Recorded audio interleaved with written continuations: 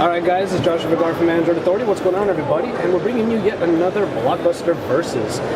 Now we're moving from the phones and we're moving over to the tablet space because Sony has come out of the woodwork and really putting all the chips on the table with the Xperia Tablet Z or Z.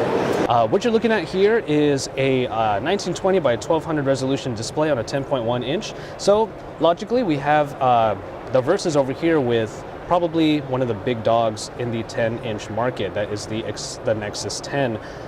So this one is designed by Samsung and is of course the Google official 10-inch tablet device. And we're going to take a look at some of the aspects on here.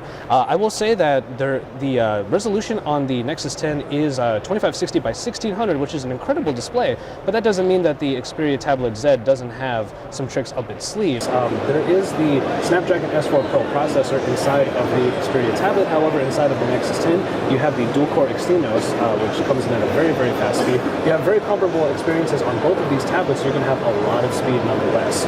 Let's just jump into the apps a little bit here, just take a look at a couple things. So some of the, oops, I hope it maps. There you go. Some of the elements of the UIs here. Of course, you're going to be running the latest version of Android on the Nexus 10, the Jelly Bean 4.2, 4.2.2 if you've updated recently. However, on the Sony Xperia Tablet Z, you're going to be running 4.1.2. But all of that aside, we do have to take a look at some very, very important advantages to the Xperia tablet.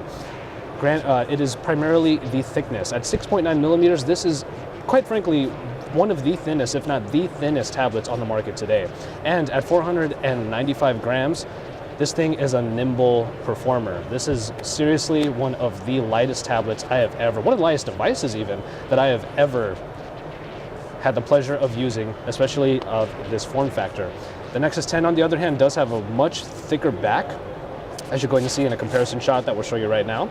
Much thicker back, much heftier also, and it is heavier. Now, don't get me wrong, while the heavier feel of the Nexus 10 does lend to its great handling, that's not to say that the Xperia Tablet Z doesn't have some great handling of its own.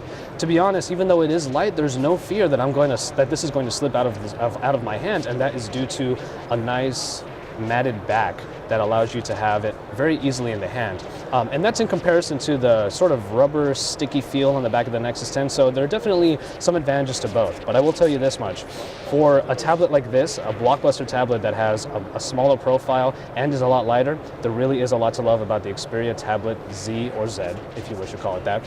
So that is our versus here for two of the big 10-inch tablets in the Android market today. So stay tuned, everybody. This is Joshua Vergara from Android Authority, live from MWC in Barcelona, Spain. We'll be right back with even more, so don't forget to subscribe to our channel.